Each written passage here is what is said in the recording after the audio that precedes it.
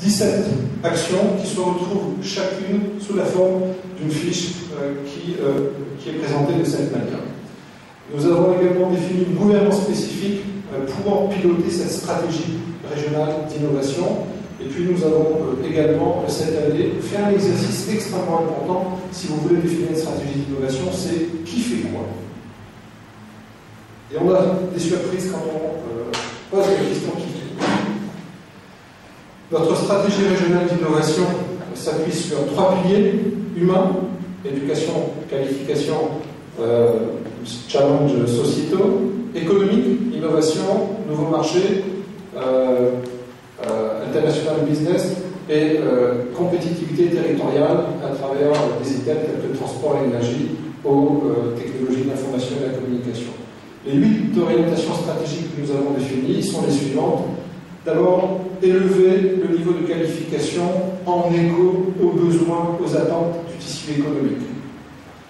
Deuxième orientation stratégique, mettre en place des outils innovants pour lutter contre l'illettrisme, qui est une vraie préoccupation et qui est un problème récurrent à La Réunion. Nous avons une partie de la population en situation d'illettrisme qui est considérable.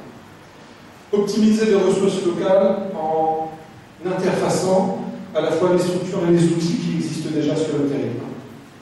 Mettre les sociétés en situation d'innover. Créer les conditions pour l'implémentation de projets en bottom-up. Implémenter une approche intégrée, donner de la lisibilité à l'innovation au niveau territorial, faire en sorte que la population s'approprie ce concept d'innovation et cette démarche d'innovation, et puis inscrire l'innovation de manière consistante et durable dans le paysage local.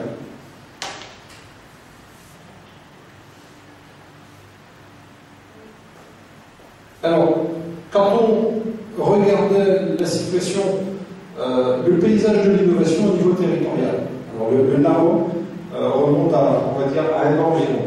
Il y a un an, chaque point bleu représente une entité, une institution, un centre de recherche. Donc, nous avions une multitude d'éparses d'entités qui se positionnaient dans le cadre d'une chaîne de l'innovation sur tous les items. La phase de génération d'idées innovantes, la phase détection de l'innovation, la phase qualification de l'innovation, faisabilité technologique, développement de l'innovation et suivi d'innovation. Chaque point étant une entité du territoire, vous voyez qu'il y a environ 8 à 9 mois, tout le monde se positionnait un peu partout sur ces différents éléments de la chaîne de l'innovation. L'objectif à atteindre est celui-ci. Il faut densifier les acteurs qui vont faire émerger de l'innovation, qui vont faire apparaître des concepts, des idées innovantes, des services innovants, des produits innovants. Il faut ensuite organiser la détection de l'innovation. Il faut asseoir notre expertise. Est-ce que telle idée, tel concept est innovant ou pas? Est-ce que cela a déjà été fait à Maurice? Est-ce que cela a déjà été fait à Madagascar, en Allemagne ou au Japon? Spécialiser les entités sur les phases de faisabilité et développement.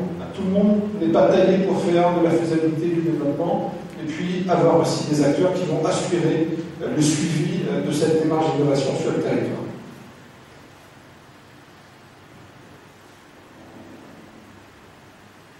Alors juste un exemple pour éclairer mon propos précédent. Vous avez sur cet écran le positionnement d'une entité. On va supposer que c'est votre board of investment. On pose la question à votre board of investment. Quel est votre positionnement dans la chaîne de l'innovation?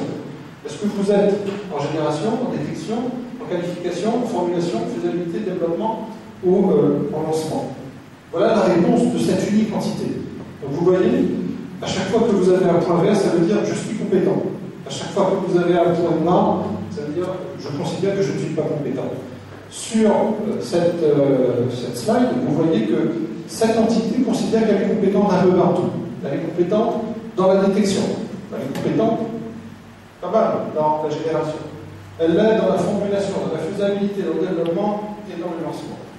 C'est une réponse qui reflète la réalité, mais qui n'est pas sérieuse dans le cadre d'une structuration de chaîne de l'innovation. On ne peut pas être compétent dans tous les secteurs. Autre exemple, le résultat, le constat fait lors de l'élaboration de notre stratégie régionale de l'innovation, nous avons posé la question suivante à 21 entités qui sont sur le territoire. L'agence de développement, le pôle de compétitivité, le cluster dans le domaine de l'énergie, un pôle dans la pôle de recherche autour de la protection des plantes, un centre technique dans le domaine de l'aquaculture, etc.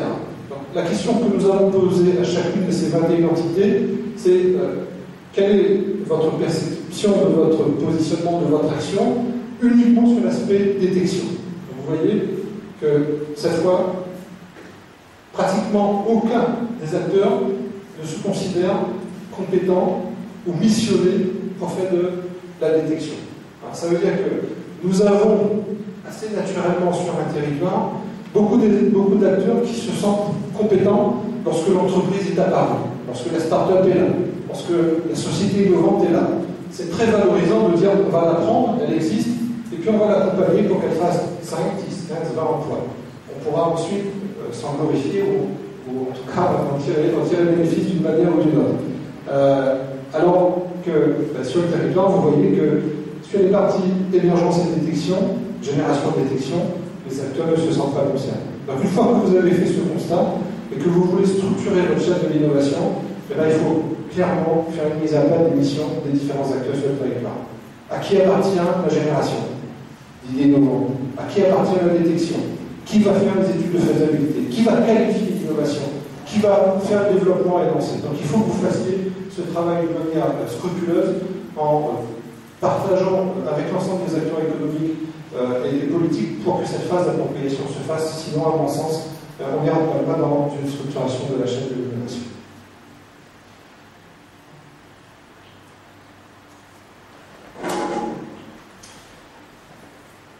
Dans la lancée de ce travail fait autour de la structuration de la chaîne de l'innovation, nous avons politiquement décidé d'orienter le territoire Réunion vers la structuration de 6 clusters. Alors qu'est-ce que c'est qu'un cluster? Un cluster, dans son acception, je l'ai dit anglo-saxonne, mais c'est une acception qui est partagée un peu partout dans le monde. Un cluster, c'est d'abord un noyau d'entreprise dans un domaine donné. Le cœur du cluster, ce ne sont pas les chercheurs, ce ne sont pas les financiers, ce sont les entreprises, les acteurs du monde de l'entreprise. Donc pour structurer un cluster, il faut d'abord allouer l'entreprise dans un domaine donné. Il faut que vous ayez autour de ces entreprises, dans ce secteur donné, une couche, je dirais, de formation supérieure, de qualification dans ce secteur. À La Réunion, on considère que cette couche de qualification partira du CAP jusqu'au doctorat. Il faut que vous ayez également des structures qui travaillent dans le domaine de la recherche et développement associées à ce secteur. Si c'est l'agroalimentaire, il faut que l'on ait des laboratoires de recherche à la fois publics et privés qui travaillent dans le domaine de l'agroalimentaire. Et vous rajoutez une couche outils financiers, ingénierie financière, parce que la question du financement de l'innovation est une question cruciale sur laquelle je pourrais m'étendre pendant la discussion. Vous rajoutez une couche ouverture internationale, parce qu'un cluster sans dimension internationale, ça n'a pas de sens. Donc voilà ce que nous mettons derrière le mot cluster. Donc, notre objectif politique est la structuration de 6 clusters dans les domaines qui ont été définis et qui apparaissent ici. Biotechnologie, life science, pêche, mer, aquaculture, eau, énergie, technologie de l'information et de la communication, tourisme et environnement. Les clusters sont business orientés, c'est-à-dire sa vocation première, c'est de générer du chiffre d'affaires, de créer de l'emploi, et non pas de se concentrer sur sa recherche interne. On veut qu'il crée de l'emploi et qu'il génère du chiffre d'affaires.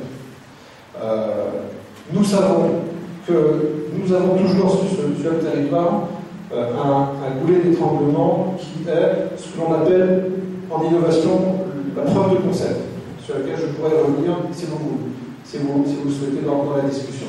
Donc c'est un goulet d'étranglement, c'est une étape qu'il est nécessaire de passer si vous voulez demain avoir des entreprises innovantes qui se développent et qui crée des emplois pour notre territoire.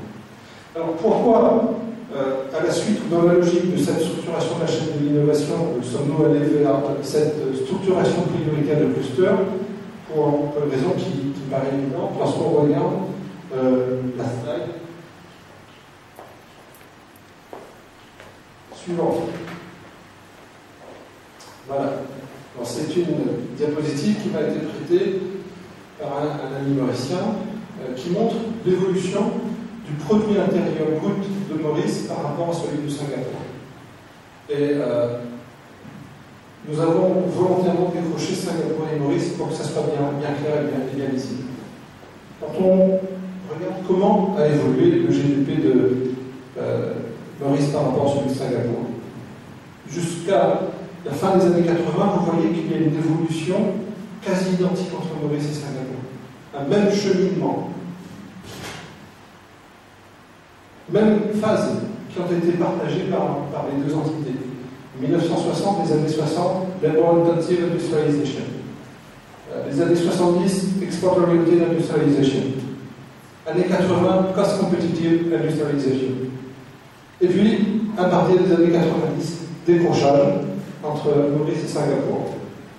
Singapour a eu l'orientation Enterprise Development Industrialization, plus année 2000, Entrepreneurial and Innovation Lead Industrialization.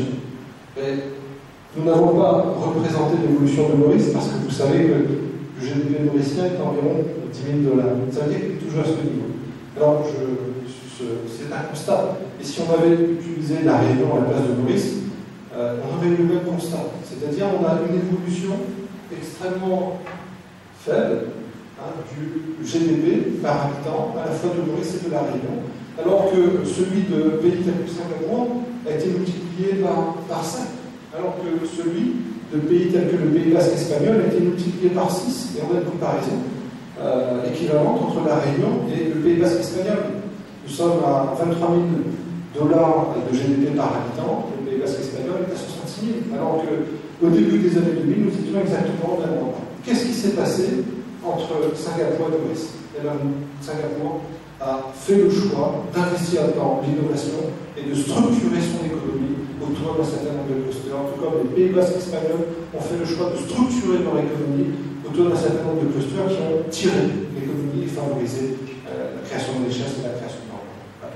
C'est pourquoi nous avons fait le choix politique d'aller vers cette structuration de clusters qui nous semblait importante et nécessaire pour la Réunion.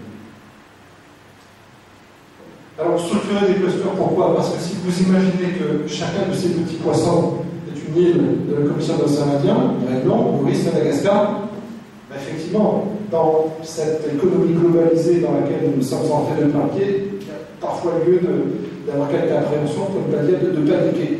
Par contre, si nous nous organisons en clusters et que nous sommes capables de travailler ensemble, on peut renverser le courant. C'est la philosophie qui nous anime.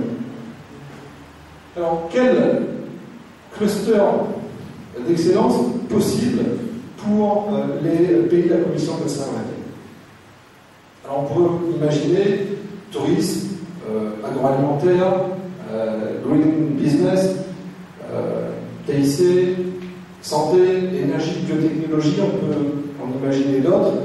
Je ne vais pas tous les dérouler parce que ça me prendrait beaucoup trop de temps, mais je vais mettre l'accent sur 3 ou 4 pôles d'excellence, clusters qui me semblent importants et que nous pouvons partager, soit à Réunion Maurice, soit à Réunion Maurice Madagascar, soit à Réunion Maurice Madagascar, Mayotte, Gabon, voire Mozambique. Donc je vais mettre l'accent sur quelques-uns de ces clusters. Alors, dans le domaine du tourisme, premier exemple, mais exemple qui commence à porter ses fruits, puisque les îles de la Commission de l'océan Indien, Maurice, Madagascar, les Seychelles, ont eu cette intelligence collective de développer le concept innovant d'île vanille que vous connaissez, je pense, qui partant du constat que votre économie dans le domaine touristique est amputée. Vous êtes à 1 million de touristes. Partant du constat que notre progression année après année est extrêmement ténue. Nous gagnons 10 à 15 000 touristes chaque année. Partons du constat que du côté des Seychelles, on est aussi en phase quasi stationnaire. Donc la solution intelligente, ce constat étant fait, c'est sans doute de travailler ensemble et de promouvoir collectivement nos destinations et de permettre à un touriste qui arrive de Chine, qui atterrit à Maurice, peut venir à La Réunion et ensuite d'aller aux Seychelles. Et bien, ce concept est un concept innovant. Ça peut sembler bête, mais il a fallu du temps pour que politiquement nous l'actions et nous sommes en train de le mettre en place. Et cette année, nous avons eu une progression de 12% de notre tourisme. Nous sommes passés de 450 000 à 471 000 touristes. Alors que les 2 années précédentes, nous étions en décroissance au niveau des effectifs. Alors, cette carte vous montre également, avec les différentes couleurs, là où c'est jaune, ça veut dire que l'activité touristique est intense, là où c'est orange, un cran en dessous, et là où c'est rouge, c'est un cran en dessous également. Donc, ça vous donne une cartographie de l'intensité de l'activité